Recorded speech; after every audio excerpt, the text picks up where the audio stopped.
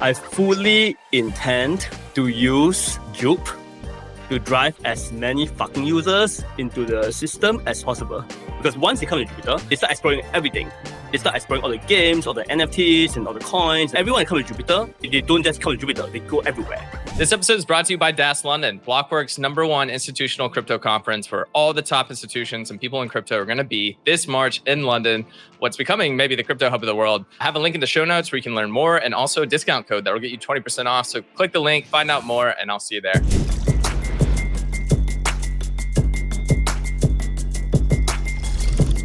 What's up, everybody? Welcome to another episode of Lightspeed. Today, we are joined by Meow from Jupiter. Meow, welcome to the show. Meow. Okay, before we get into the details, I got to ask, you go by Meow. What's the backstory behind that? I mean, I love cats and cats love me, so meow, you know? Yeah. I mean, and furthermore, people can hate on founders, right? But they can't hate on meow cats, you know? Right? So it's a really good way for me to go about, you know, how to go about things, you know? Yeah. Fair enough. More people like dogs, but you know what? People like cats too. But if anyone doesn't know what Jupiter is, you're hiding underneath a rock. So Jupiter is a DEX aggregator that's on Solana, and they're facilitating over 80% of trades that are happening right now. So absolutely dominant. I want to get to that. I want to get into the token launch that you have coming up and a whole lot more. But before we start, I just want to get into your background story. And also, how does Jupiter even get in the place to be facilitating 80% of trades? Like, you've obviously made a lot of the right decisions along the way. So I'd like to get some of that backstory before we get started. Yeah, I think just real quick is that I think I spent quite a bit of time with the Ethereum world, and before that, I was working I was actually advising a lot of different Ethereum projects.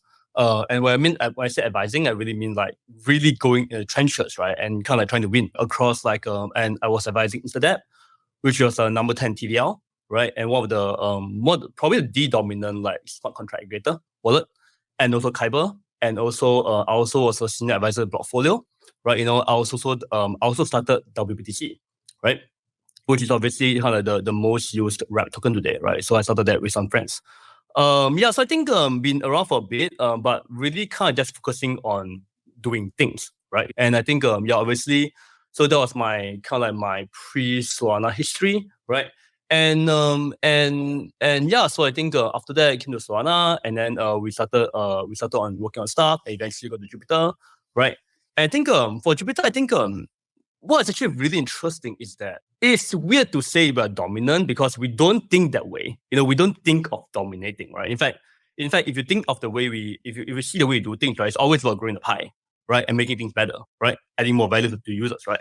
And actually, I think I think that's actually the reason why we are good, because like from the very beginning, right, from actually very beginning, we had what I call a Jupe promise, right, like best price, best token selection, and best UX, right? So we never ever talk about metrics. I'm not kidding, right? We didn't talk metrics, right? I mean, it was obviously really nice to see the metrics go up slowly over time, right? But for us, it was really just about every day. Okay, we do have token, do have the best price, the best routing, how fast is the API? Oh shit, stuff going down, right? So if you look at it was never a moment whereby we popped. Never. There was no popping moment for us. Never, right? In fact, the only popping moment we had was after Bitcoin when we announced things, and then there was some hype. But even then, it wasn't like dominant. It was just like, you know, more people coming in, right?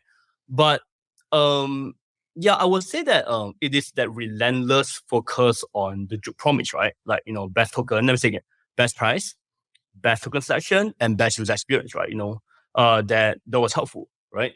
I think and the other thing is that I think is that we are also obsessed about like our APIs and SDKs and everything, right?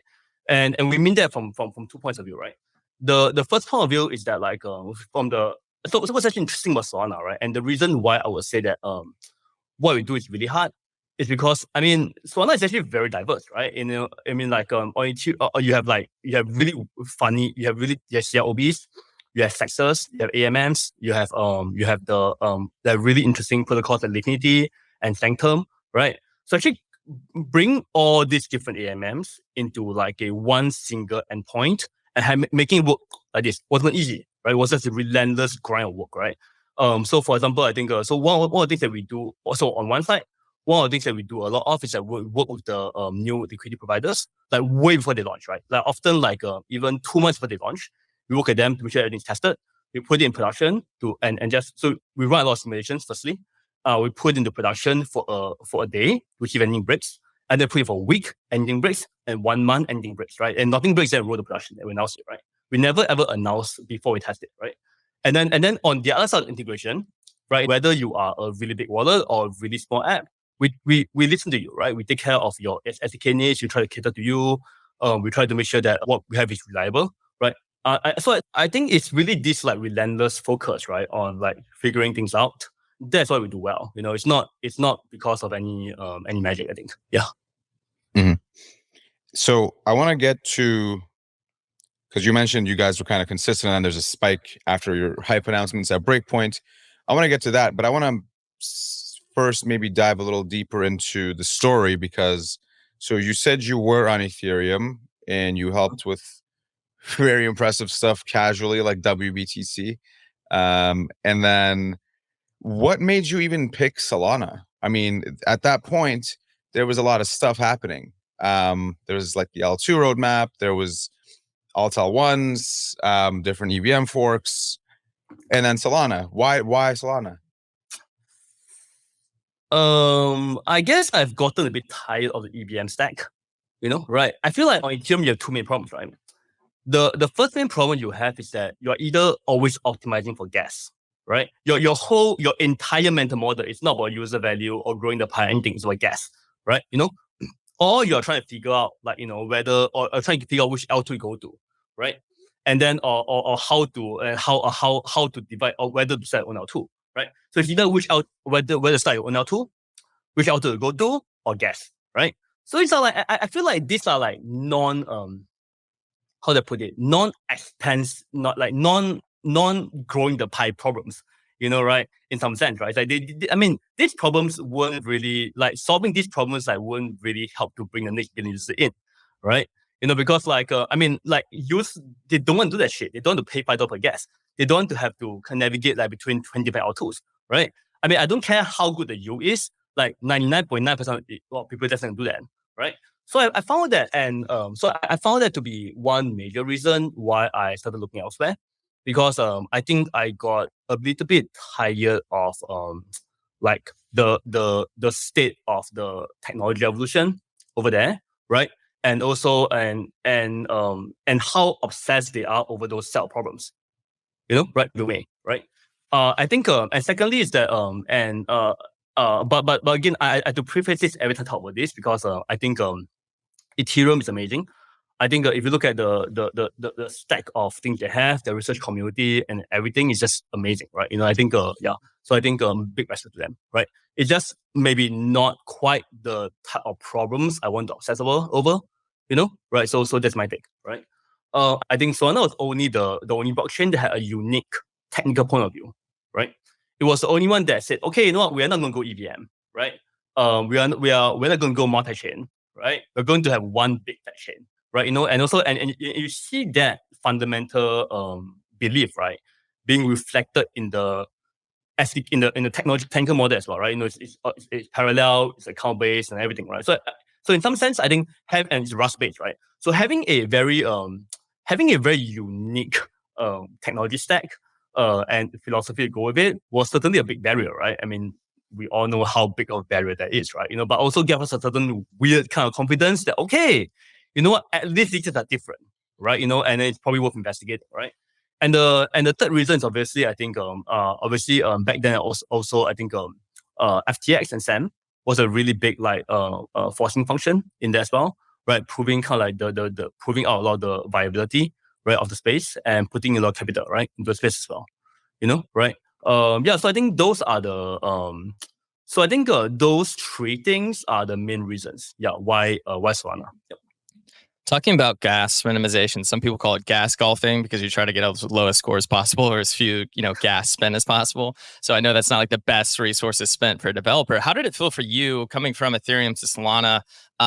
Do you feel constrained over in Ethereum? I know L2s weren't really live at the time. Maybe you were working over there, but then you come to Solana. Rust is much more performant. I'm not a developer, but I've also heard that it can be quite a bit more complicated than just writing Solidity, which is more like JavaScript. And you also have to do some certain things like put up the state that you're going to hit up front. Like, how does it feel as a developer? Do you feel like you're constrained in Ethereum versus Solana? What were your takeaways? Oh, actually, initially in Solana, right, there are many constraints, right? The transaction size being like the biggest one, right? But I think over time, I think what we see is that three things, right? Number one, I think the development stack became like way better, right? For example, you went from like being like the anchor was a big deal, priority to a big deal, look at tables was a big deal, right? I think so. So I think what we felt as a team was that like initially it was really tough, right? But over time we felt like many of the problems, right, the constraints that Solana had, right, started going away, right? So it's like okay, and now I would say that okay, we feel like way more comfortable, right, building on Solana than on Ethereum, right? So that's what I'll say, and I think that will actually, I think, continue to improve. So one of the points that I do make quite often, right, is culture, right? Is that I mean, blockchains are like countries, right, or cities, right? They have cultures, right? And I think what we do notice is that I think in terms of Solana, yes, it's a very pragmatic problem-solving culture, right? Right? Which means that problems tend to get resolved, right? You can kind of see that whenever big problems come up, right? Wherever like things crash or things doesn't work, right? There's very full-on, like full stack effort, right, from every part of the stack, right? And I think that's actually what's actually very impressive from the foundation engineering side of things, the labs, RPC providers, the dApps, everyone. Just like come bang, okay, we got this problem, let's solve it, right? And it does. So one of the most amazing things, right, to happen for me to see, right, is that every time there's a crisis that happens, right, it gets solved. Right? Seriously, whether it's ecosystem crisis, technical crisis, financial crisis, we get through it, right? As a community, right? And that's actually really impressive for me, right? And actually that's also one of the reasons why earlier this year when everybody just left, right? And why we, and I'm sure Mert as well, right? And a lot of other good friends like Brian and Mango, everyone. I think the reason why I think we were so convinced that it's all going to work out, right? Is that because we've seen it before, right? We've seen crisis hit. We've seen us rally. We've seen us get over it, right? And that happens so many times, right? That like even when a really big crisis hit, no problem, let's go. And I think here we are today. Right? Yeah. That's a really good point. I'm going to steal that. I never thought about it when you have like a big integrated blockchain, you actually have all parts of the stack trying to help solve a crisis. That's very interesting. Okay, so I will steal that. No, we did it, right? And you were a big part of it, right? Because when crypto, right? Crypto is not technology. Crypto is not, right? Anyone who thinks that crypto is technology is kind of not thinking right. Crypto is a really weird mix of technology, finance. Let me be more clear. Sorry, not finance, technology, money, right, and emotions, right? So it's like constantly, right? Technology has to be up, money has to be flowing, right? And the emotions need to be up, right? And when I say those things, that don't mean they can't be down. I mean, just they have to be up at some point, right? And I don't think money can flow up, but they come in at some point, right? Technology can go down, go up again, right? So it's this flow of things that I think I really appreciate, right? And I think over the last few, it's been really fun. Last 3 years, just working through all the ins and outs of things, I think it's really fun. Yeah, and I really appreciate it. Yeah, and Mert, you're a big part of that. You were an amazing part of that, right? And look, every blockchain needs 2 or 3 like really amazing providers, right? RPC providers, right? Literally, like the hard rock of the ecosystem, right? And you did that, right? I mean, we all know what you did for us, like in terms of spirits. I mean, like in terms of just like pushing the whole Solana ethos along, right? Right? So it's great. I think you were a terrific bit rock of the whole system. So it's appreciate it. Yeah. Thank you, sir. Mert's gonna cut that section and send it to his girlfriend. So thank you, Meow. No, she thinks I'm like a pro gamer or something. She has no idea what this is. Oh, really? It's so funny. Yeah, so I mean, that's first of all, I'm going to steal that because that's a good way of thinking. So if anybody's watching this and sees me post on Twitter, I stole from Meow. I think we've done a really good job of covering why you guys came here and what your journey's been like. Quick break to tell you about an upcoming event I promise you don't want to miss. It's Blockworks' biggest and best institutional conference called DAS London. It's a 2-day event happening in London this March, where we're going to have over 700 institutions, 130 speakers, and a couple thousand of us all under one roof. Crypto is in a position for the first time to actually onboard these institutions, and they're showing up. We have companies from BlackRock to Visa launching real products in the space. We have the real world asset narrative taking off. We have things like payments that have been exponentially growing. And then we have things like DePIN happening in the Solana ecosystem. There's a ton of capital right now in this institution institutional space is going to be coming on chain. It's going to completely change the industry. Whether you are an institution or you're a retail user or you just want to learn more about what's going on in the space, this conference is for you. You're going to be able to meet some of the best and smartest people in the space. The speaker lineup's absolutely incredible, and you'll get to hang out with me. But the best part is you actually get 20% off your ticket if you use Lightspeed 20 when checking out. That's Lightspeed 20. I put a link in the show notes. I recommend buying this today because one, you'll forget about it. Two, these ticket prices go up every single month. So anyways, I hope to see you there. Now let's get back to the show. Now I want to talk about the future and the opportunity that Jupiter has, right? Because you talk about it. So it seems apparent that in your vision that like the Jupiter's opportunity is much bigger than anything before, right? Can you maybe talk a bit about that? Like what does the future look like for Jupiter and why you're excited about it? I mean, I would say, first of all, I would say that I think one big problem, like really fucking big problem I see in the whole crypto space right now, right, is that we've become so fucking cynical, right? We literally forgot why we got started in the first place, right? It's like Bitcoin just worry about being a store of value. Ethereum just worry about more and more autos, justifying why more and more autos, right? Like, man, seriously, guys, come on, seriously. I mean, can you imagine justifying why Blast is a technology advancement? I mean, come on, get over it, right? I mean, seriously. I mean, I don't claim that Jupiter is solving cancer, right? Why would you claim that Blast is like something that's so great? Come on. I mean, it's fine, right? It's a L2 and it gets TVL and farmers. It's a bridge. It's a one-way bridge. Yeah, sure. And it's great. I mean, nothing wrong with that. I'm not a hater. Right? Not a hater. I am. It's great, right? But I'm like, hey, you know what? I don't solve cancer, right? And you don't innovate. Done. That's it. Let's go. So I feel like that's actually the basis from that unhappiness with how cynical we have become, right? As an industry, right? And how satisfied we are with like creating new servers and you farming on them and just just deploying contracts and you farming on them and being happy with that. I feel like that's the limit of thinking around that industry, right? And I think you should move past that, right? So I think that's actually the thing. So I would say it's not even that I think we're thinking big, but more like I feel like we forgot a lot of things. I mean, think about it. What do you want to do? Now, we believe in crypto sovereign remittances, payments, social systems, right? And all the good stuff, right? Replacing NASDAQ, right? I feel like we kind of forgot about doing all that. Seriously, we did, right? So I feel like that's actually what I think we should really think about, right? How do we really kind of bring upon the world, right? Where we can actually imagine these things happening. My pitch is this, right? Now, I think we need to onboard millions and tens of millions of users, right, into Solana, in the next 2 years, right? And get to critical mass, right? Because when we get to a certain level of critical mass, such as, okay, when someone in the US has closed a sole account, her grandmom in the Philippines has sole account, right? Bang, the remittance happens, right? Easy, right? And of course, like things like pay, and of course, everything like pay. Like, I think so many things like payments and like remittances and even things like NASDAQ and everything, right? I think they become possible, right? When you have some kind of critical mass, right? And it doesn't matter if people buy crypto, right? And here's the reason why: because buying crypto is different from using crypto, right? Because we can have the entire world buy crypto, but if they keep buying crypto on Binance, right? Nothing happens. Like zero, nothing happens, right? And I mean nothing, right? The capital is stuck on chain, right? It's traded on centralized exchanges, right? You don't actually use it, right? You don't actually use capital for anything. Nothing happens.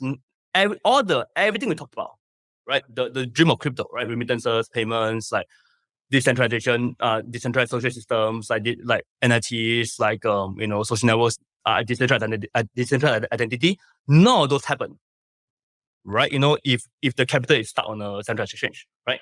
That's why we think it's so important for us, right? To bring all these users on chain, to be using things on chain, right? And so and that's kind of what I want Jupiter to do, right? We want Jupiter to kind of we call it the spear tip, right? Of like bridging that centralized systems to kind of bring a lot more people in. And the first thing that people use is trading, right? The first thing that people use is trading. That's like the most basic use case of crypto or of any finance, right? So at a very high level, we think that, okay, if you want to bring crypto, like this whole decentralization forward, right? We got to really like let more people use decentralized systems. And then the second thing is that below that, we think that Solana is the best place to do it, right? Time is now, right? we're talking about Bitcoin and Ethereum and everything and stuff. I think the time is now. I think the technology stack is finally ready, right? I think and also one big advantage of the FTX thing is that people get it now. They're oh wow, and the buy is like wow, okay, it's centralized thing. No matter how safe it seems, it's probably not as safe, right? So there's actually a very big like readiness, right? And then on our end, we think that hey, you know what? Like hey, you know what? I think we are in a really good position, right? Jupiter, right? To kind of welcome these people, right? Give them the right UX, give them the right liquidity, and give them the right incentives, right? Give them the right community, right? To come in here, right? Because once they come to Jupiter, they don't come to Jupiter, right? They come to everywhere, right? They start exploring everything, right? They start exploring all the games, all the NFTs, and all the coins, and everything and stuff, right? And we're seeing it today. We're seeing it today right now. Actually, everyone comes to Jupiter. They don't just come to Jupiter. They go everywhere, right? And we see that big time, right? And that's also why we are doing things like Jupiter Start, right? Whereby we today we just did a really amazing like community intro thing with Obvious NFT, whereby their community came to our community, and then we just introduced our entire Jupe community to them. It was great, so much fun, right? Our community loved their stuff, right? And then we are going to also promote like Zeta markets next week, and also so I think a big part we're trying to do is just really bring a lot of people into a decentralized game, right? Then go, wow, using a DEX is so much fun. Holy shit, I can do everything else. And then once they come in, they don't go back. Right? So that's the goal. Yeah.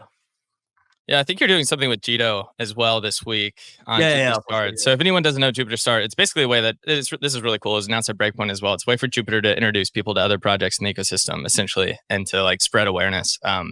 I'm curious, I might be jumping the gun here, but when you have new users, you're talking about all these users coming to the space. I would say right now, if you're coming to Solana, there's a 50% chance the first thing you do is go to Jupiter, because that's how you're going to interact with different tokens. And then maybe you go play on another project. How do you think about it? Because onboarding is so important here. How do you think about it if a new user comes and they come to Jupiter, and then the first thing that happens is their wallet pops up, but they don't have a wallet with Solana?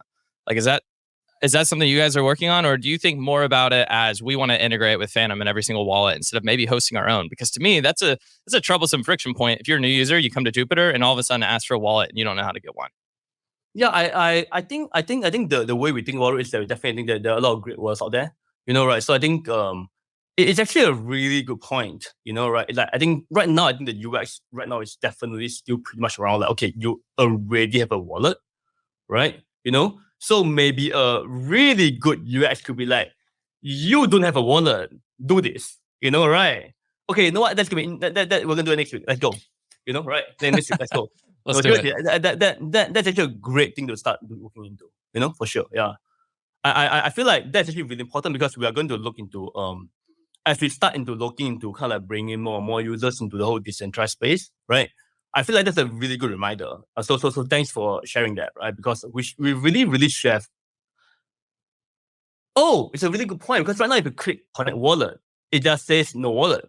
It should be like, hey, are you confused? Are you not sure to do? Here's what you do, kind of thing, right? Right? I feel like that will actually be a much better experience. Yeah, Phantom. I'm going to do that next week and show you. Phantom should pay you for that distribution, to be honest. So yeah, like, I'll let you decide that. Sure. I mean, like anybody, right? I don't think so. I think one important part to hit on that I didn't think about until yesterday when I was listening to your podcast with Chow is why an aggregator like Jupiter works so well on Solana. And then you have a DEX like Orca, which does, I don't know, 40%, 46% of trades go through there, but most of their trades are routed through you. Whereas if you go to Ethereum, almost everyone goes directly to Uniswap. They don't go to 1inch, which is an aggregator. Can you explain why on Ethereum people go directly just to one DEX instead of an aggregator, whereas on Solana, most people go to Jupiter?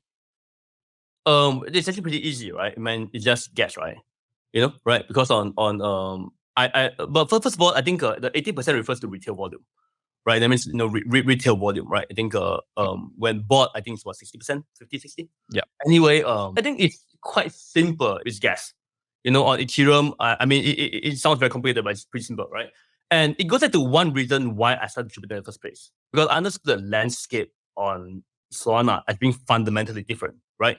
From the landscape on Ethereum. On Ethereum, unless you're doing really, really big trades, right? Like if you're okay, it doesn't make sense to do 1inch, right? Because they get to kill you. Whereas on Solana and then on the L2, you really don't have a lot of DEXs, right? So it doesn't even make that much sense to aggregate, right? So I think that's actually one thing. And secondly, that on Ethereum, one Uniswap is very dominant, right? Whatever you want, you have it there, And then whereas on Solana, you have on Radium and Phoenix and everything and stuff, right? So that's another big reason. And third thing is that, well, you know what? Solana just have a much bigger diversity of systems too, right? You have like Phoenix, OpenBook, and like Liquidity and Goose and everything and stuff that you just don't have on Ethereum. I think that is only going to grow, right? Because it's extremely hard to have an instant staking and staking pool on Ethereum, right? Whereas Solana is directly integrated into Jupiter, right? Like literally, it's amazing. One sole trade goes in, right? Depending on what price it is, you can go to Orca, Radium, OpenBook, and Sanctum, right? Which is the direct staking, and then comes out the other end as XO, right? And all that happens at 0.002 cents, right?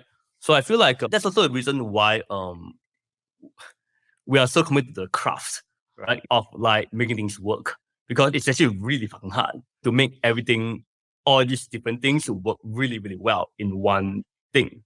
Yeah. So I would say that, So I think in summary, I would say that, partly it's because of gas and how dominant things are, and also diversity of things, right? But I also have to give like massive credit to my team, because we really work it like, day in, day out, right? For for a long time to make it work well. Yeah. Mm-hmm. Yep.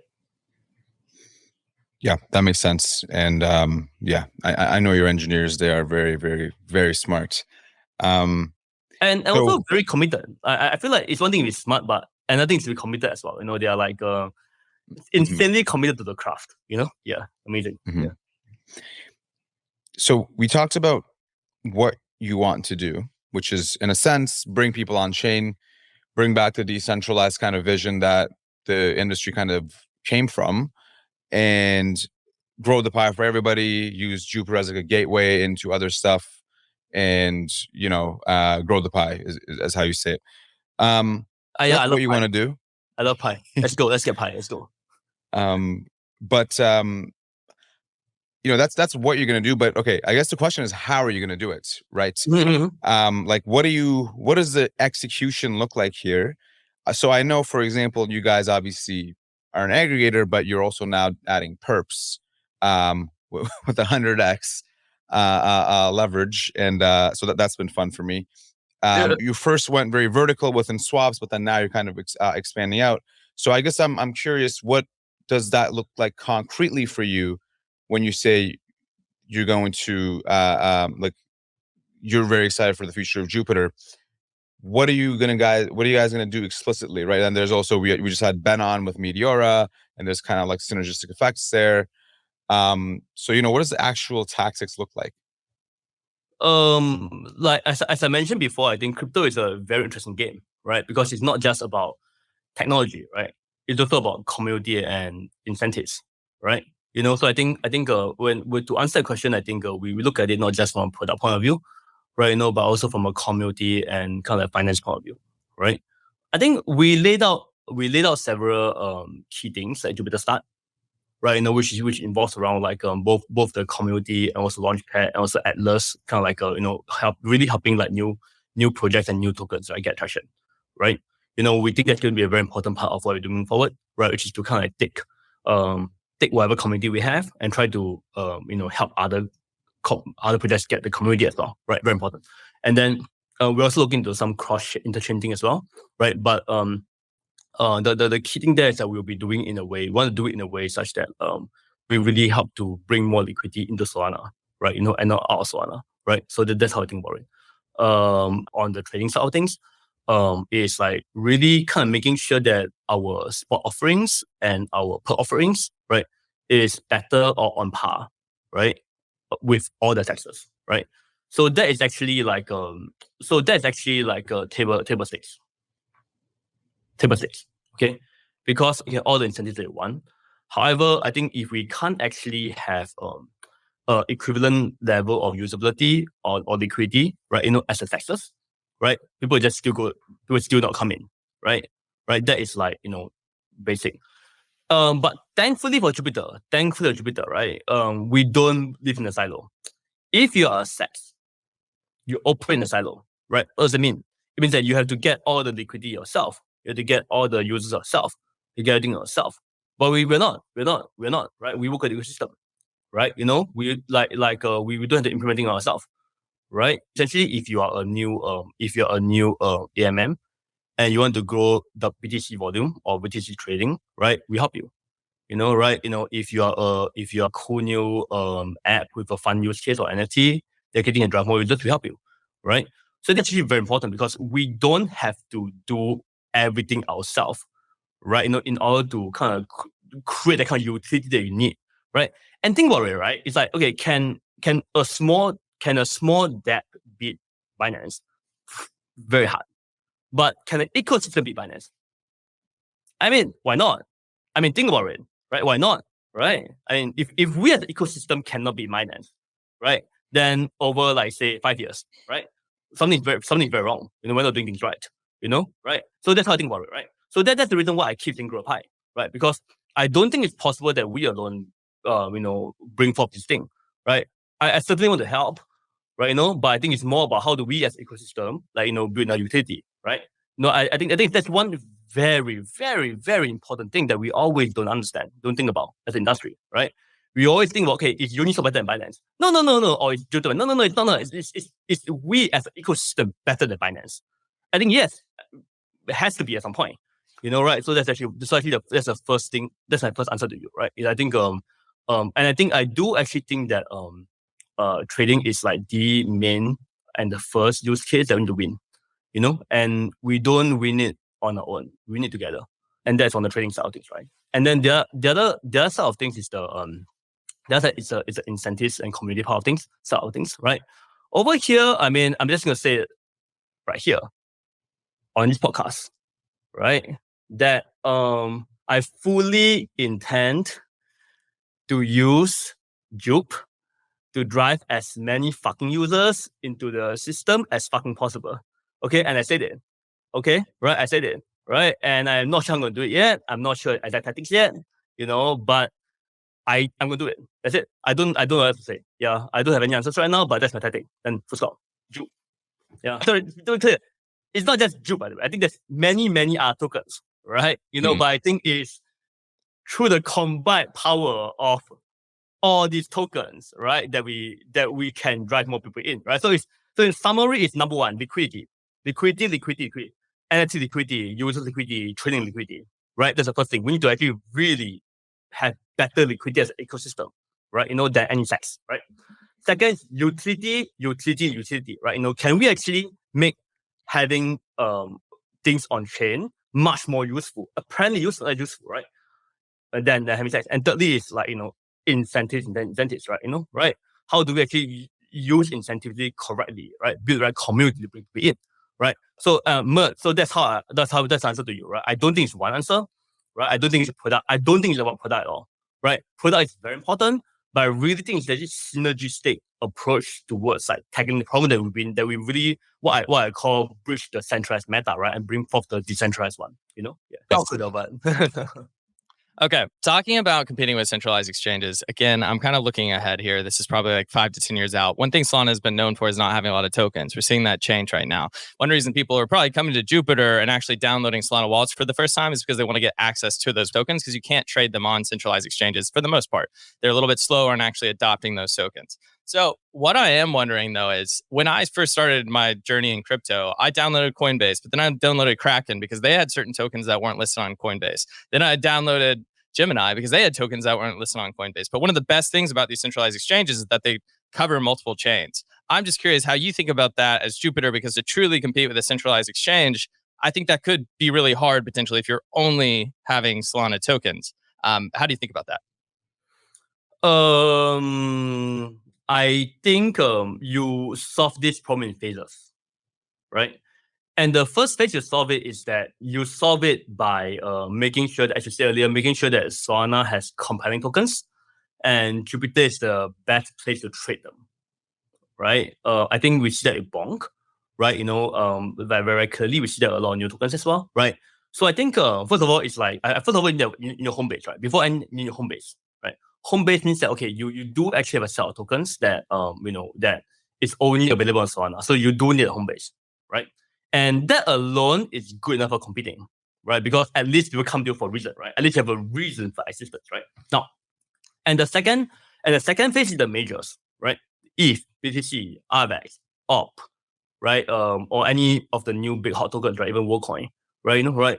So I think all those are called the majors, right? You can think of maybe you can take the top 100 trader tokens and have a way to do that, right? And then later I call the meta, right? Where it's kind of the full set of decentralized tokens that you might want to buy or sell anywhere.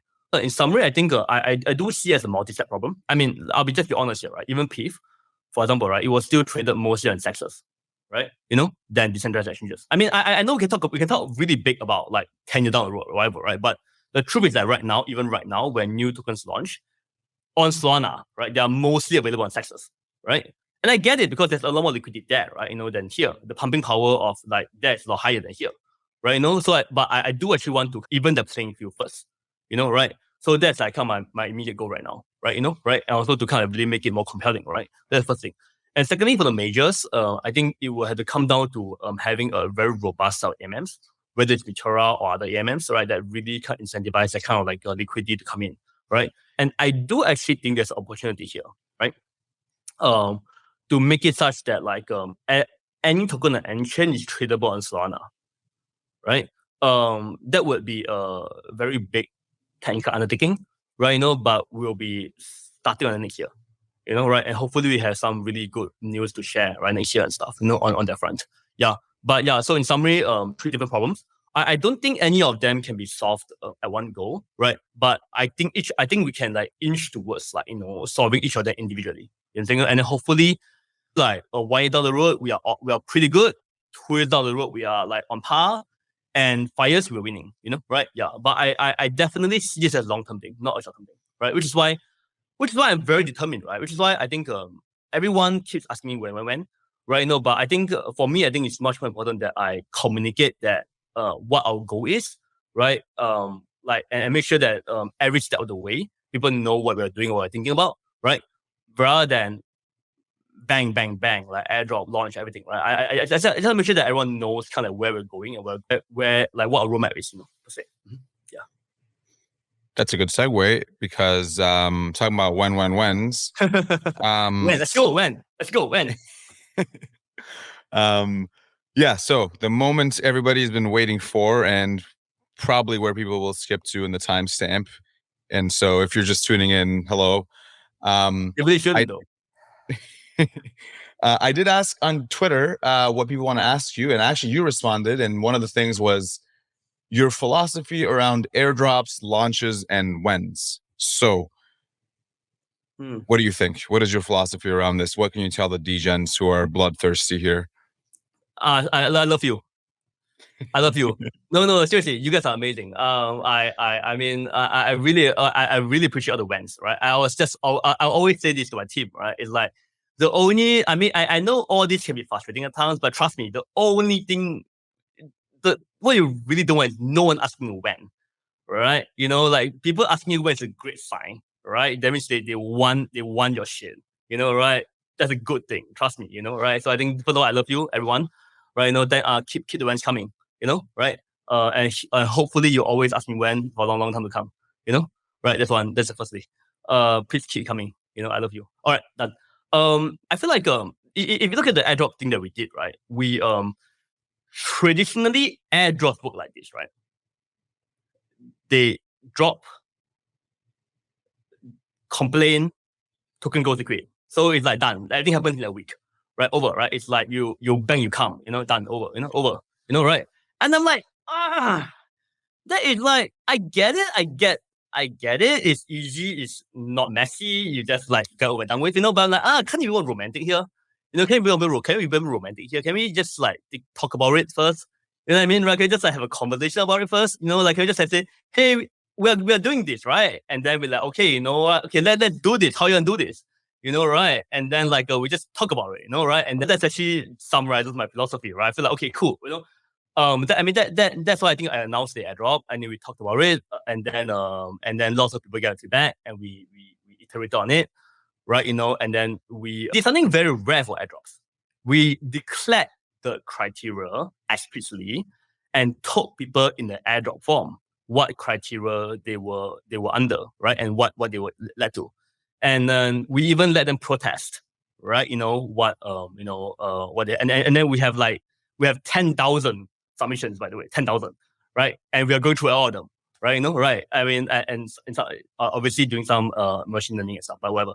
But yeah, I mean, but we do take it very seriously, right? So you contrast the other airdrops whereby you just don't know, right? Just like a lot. I've seen so many airdrops that people don't know why they got something or why they didn't get something, right? Like I'm personally puzzled why for the last few airdrops I didn't get anything or got something, right? No, but whatever, right? So I feel like I wanted to treat this as an engagement, right? I think that's actually the first thing, and that also answers my question about all the whens, right? I don't really treat the whole token launch thing as like okay, here you go, kind of thing, right? But more like, okay, let us talk about it, right? Let me try my best, right, to communicate why I think we should launch this way, and I'm giving enough time, right? To kind of like grow apart together. You know what I'm saying? Right? So in summary, I think a lot of people are very used to a certain way of doing things, right? I think and it's up to us to kind of explain properly that we see this whole token launch process as a journey, right? Not a bang bang bang kind of thing. It's a journey we take together. Yeah. Yeah, a lot of pillow talk. Yeah, you've been very transparent about everything. It's all been on Twitter too, which is funny how all of this just goes to Twitter. But you've put all the details behind the thinking, and it's been back and forth between the community. It's been really, really cool to see. I know you're gonna have 4 rounds of airdrops. This first round was eligible to about 1 million wallets, roughly. One stat that stuck out to me that I thought was interesting, and I'm sure this is true with every DeFi protocol, is 0.1% of the wallets account for 60% of the volume on Jupiter, and then if you look at 0.2% of the wallets account for 80%. That just sounds absolutely absurd. Are those bots or those whales? What do you think's going on? Oh, I mean, it's a bunch of things, right? It's a combination of whales and bots, right? Small bots and whale bots, right? Right? Yeah. So I mean, and yeah, so you definitely have those. I mean, some of them are doing arbing, some are doing like centralized arbing, some are doing pure dex arbing, some are doing triangle arbing, right? I mean, to be clear, I think what I say is that we love bots, right? But we do try to give humans a fair chance. So we do actually discount bots a little bit. But then as part of the discounting of bots, I think some people got really upset because they're like, I'm not a bot, but I got marked as bot, right? So that's actually one of those things that we are doing right now, right? It's just going through all those like submissions and figuring out how we can actually improve it and getting back to them. What was the goal of the airdrop? Because like people talk about airdrops in a lot of different ways. Like you're obviously rewarding past participants. That's great, but that's all like in the past. Maybe they become mercenaries. But like to you, what is it? And I like also that people have learned maybe don't do all of your airdrop at one time. You actually are going to have 4 rounds of this. Yeah, precisely. And so I think I mean I would just be very clear about something, right? Is that I do actually expect a token to be launched sometime during or after the second airdrop, right? So we're doing the first airdrop. We're doing a token sale pretty soon, right? And then we're going to start the next round airdrop, right? And a token will be launched somewhere during or after the second round airdrop, right? So it's not too long, right? So I mean, I like to talk, but not too much, right? So just to clear that up, yeah. So it's not going forever, right? We're just we're going to do it pretty fast. But yeah, I think going back to the question about the airdrop thing,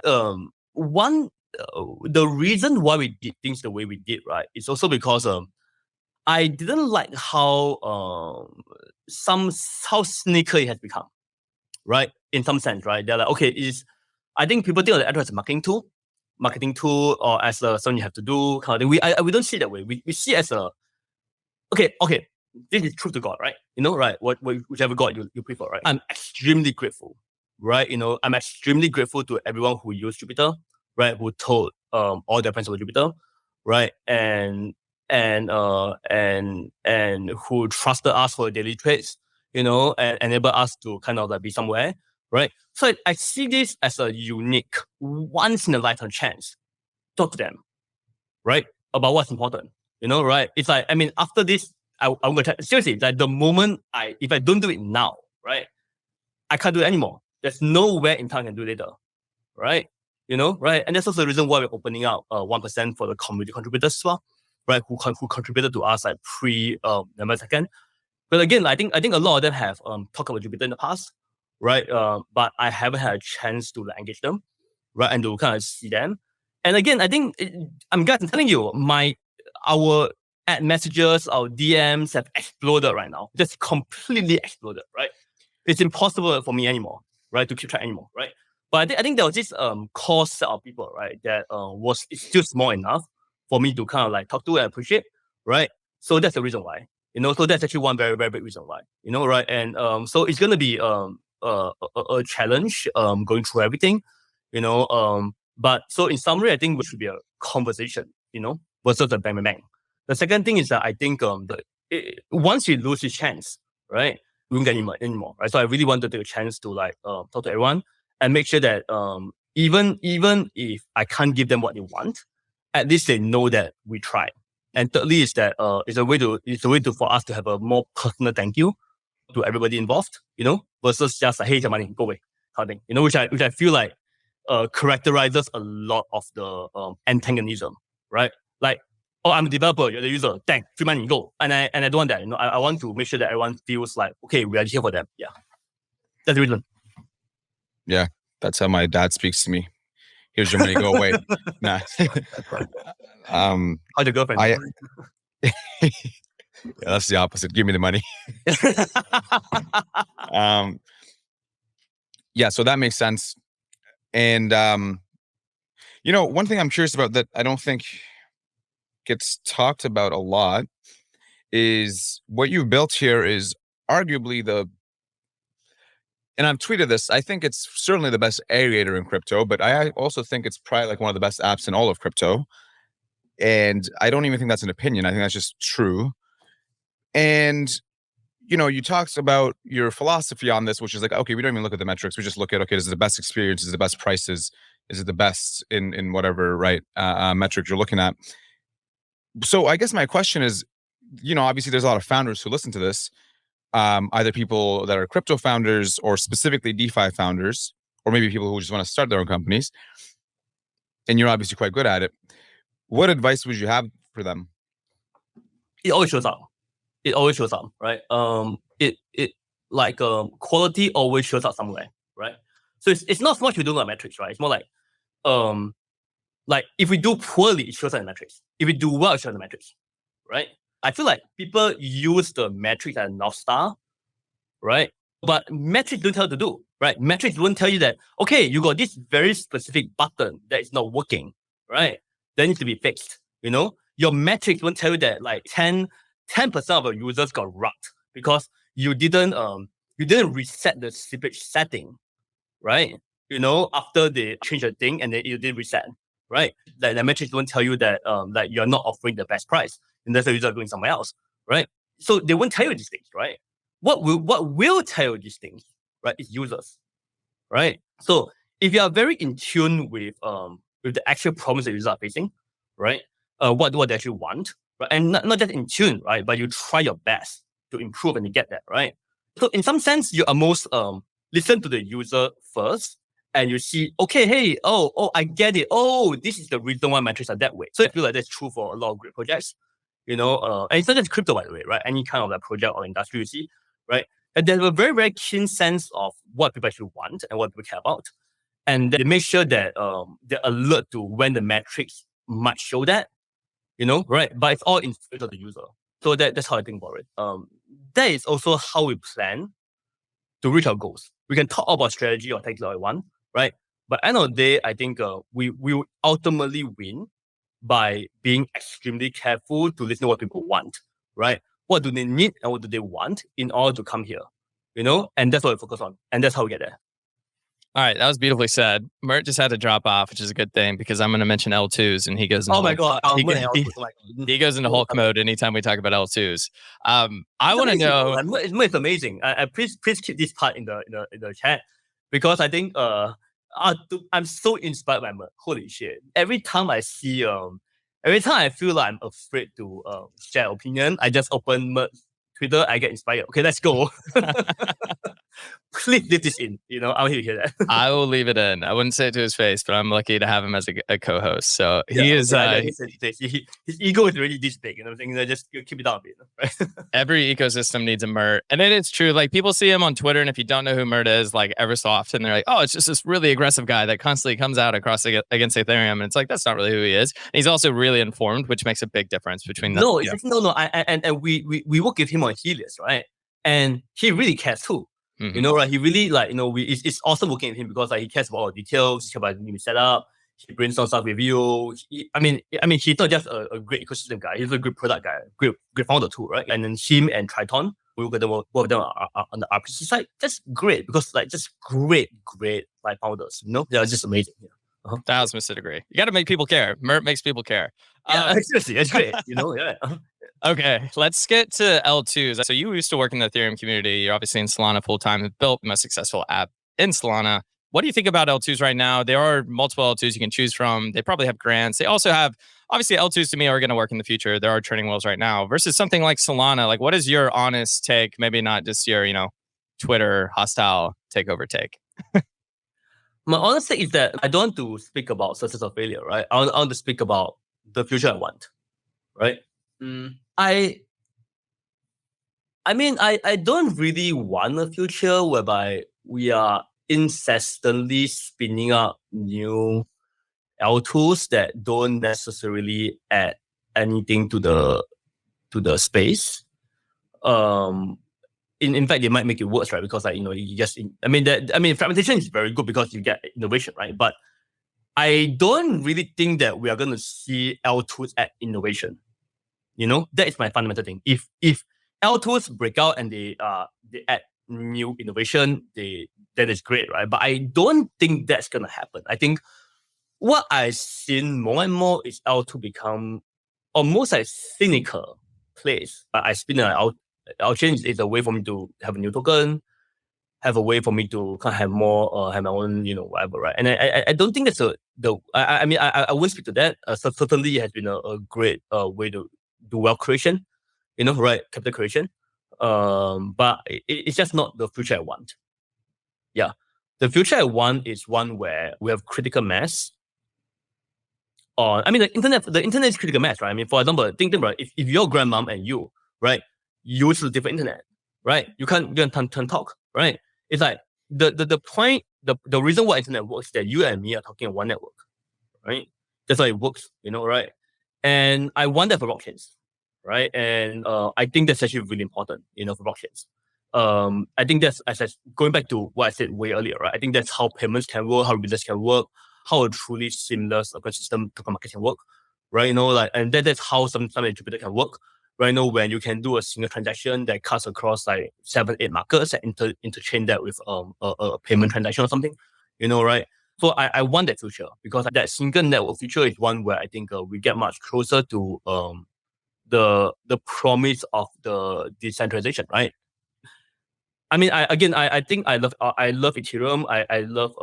I respect Alter the scaling solution for Ethereum, right? But that is not the future I think brings us closer to where we want to be. I think a lot of the CT conversation is become quite messy, right? And I personally don't really lean there. But what I lean extremely strongly towards is the idea that, okay, we got to keep in mind what the end goal is. And to me, the end goal is around having one network that we can all transact seamlessly on. And then not to say there won't be other networks, right? But I do actually think that having a network that we have as many people on as possible would be extremely helpful, for moving the ball forward. So decentralization. Yeah. And that's the world, and that's the world I want. Yeah.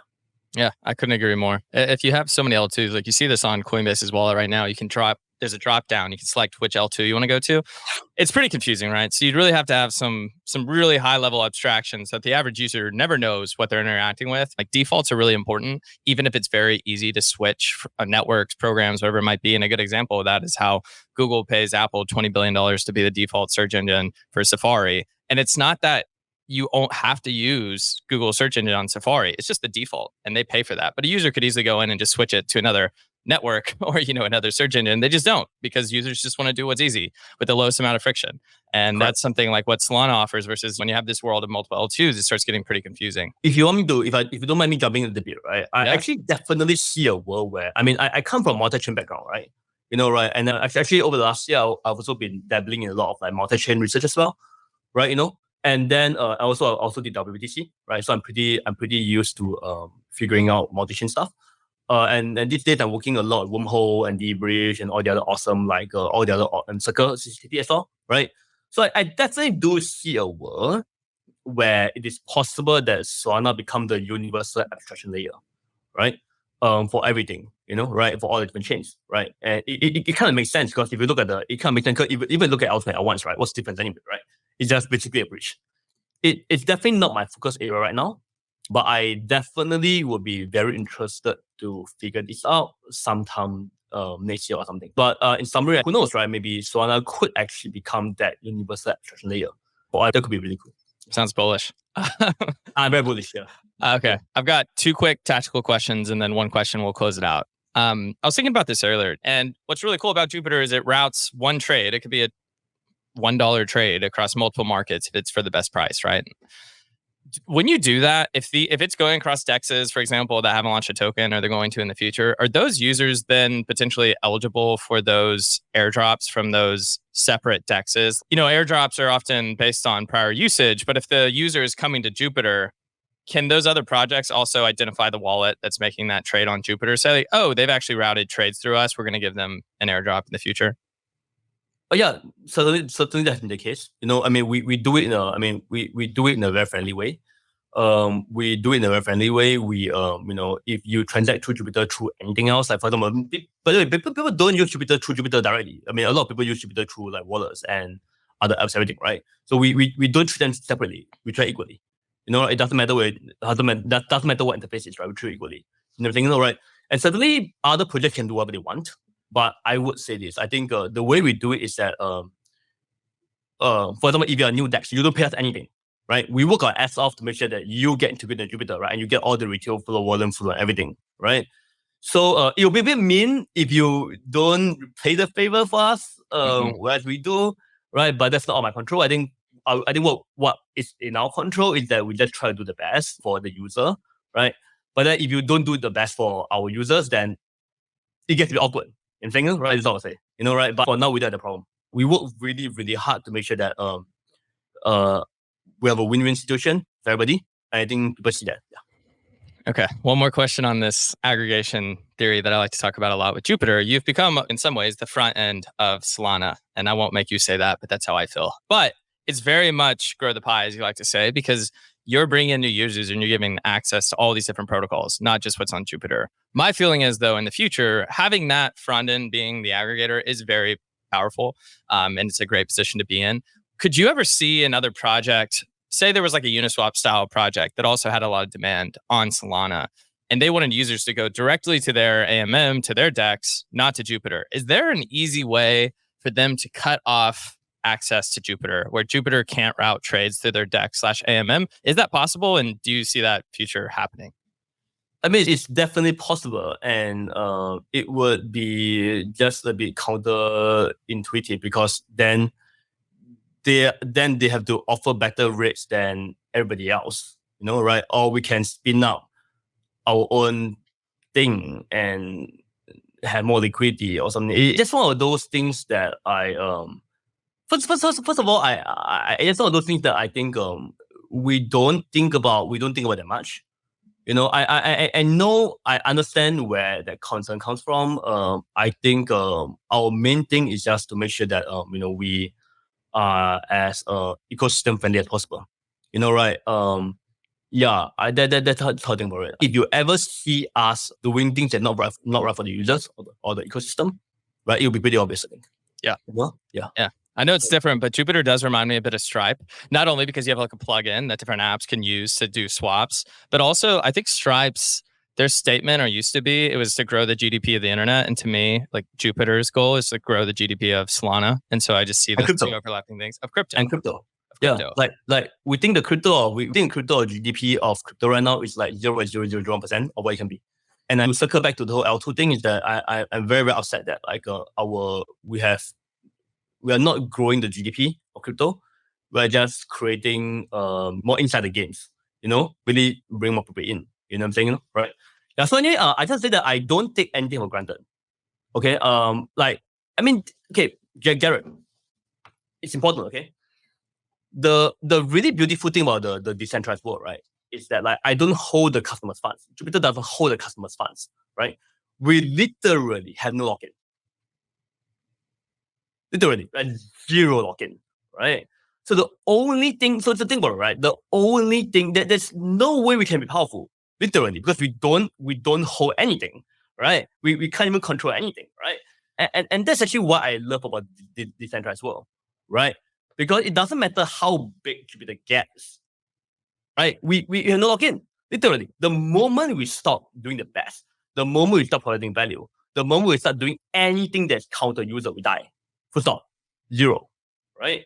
So I feel like that's actually one really important thing to understand, as we talk about things like that. Because I think it's actually one really, really important thing about decentralized world, right? Your lock-in is very different, right? Your lock-in is really about your lock-in is really about value and community and vibes, right? And trust, right? And much, much less about, using vendor power, right? Or custody, right? Or barrier to entry or barrier to exit, right? No such thing, right? So I think that's actually one really, really big difference there. Yeah. Also, I agree. I mean, you see this with internet service providers, for example. They could have a monopoly in the sense that they actually have cables that go into your house, right? So that's like a supply side constraint. But then you have something like Amazon. There really is no constraint. Like anybody can just go into Google and go to another website. So it's not that they have some supply side constraint, but just the user experience is so good that users pick it. And it's a great position to be in, but it's not because they have some lock-in. It's just a better product. Yeah, I think that's really important, right? So it's like it really compels us to how do we keep on providing the best user experience, right, and the best products, right? And I think that's very, very important. I think. Yeah. So on that, and we'll do this as the last question. What are you most excited about just over the next 12 months for Jupiter or Solana or crypto? Oh, Any of the above. Green the pie. I go back to my what I always say, green the pie, because I feel like, oh my God, it has been more than how many years? 15 years since Bitcoin started, 15 years. I think that we are finally at it's a long time, but also really fucking short time, right? I've been involved in for 6, 7 years. I think we are really starting to see the user experience and everything being able to be as good as centralized exchanges, right? You know what I'm saying? And I think over the next 2 or 3 years and stuff, we're going to see the gap really start closing, right? And then as I mentioned before, when we start closing that gap and capital starts being used in DEXs where it can be used on chain, right? Then everything happens, right? Then we will see remittances, payments, games, social networks, and all that kind of good stuff they wanted to happen, right? So and I think I'm really, really excited that we had the chance to be part of that, and potentially pioneer a lot of that, hopefully. Right? Yeah. So that's what I'm the most excited about. I love it. I've been waiting. I've been waiting for a very long time for this. Yeah. Yeah. Well, Meow, thanks for coming on, man. Jupiter is such an exciting product. I love not only Jupiter itself and how easy it's made interacting with Solana, the grow the pie, but also just your energy and positivity.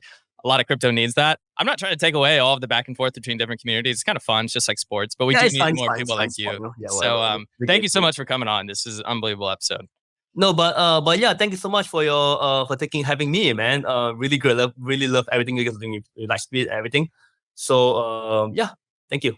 Yeah, well, thank you. We'll see you next time. All right, I've got a little ending note here. First, thank you so much for listening to the full episode. If you really liked it, hit subscribe. But secondly, make sure you sign up for DAS. This is Blockworks' biggest institutional conference happening in London in March. I've included a link in the show notes and also a discount code. Get 20% off. Make sure to use Lightspeed 20 when you sign up.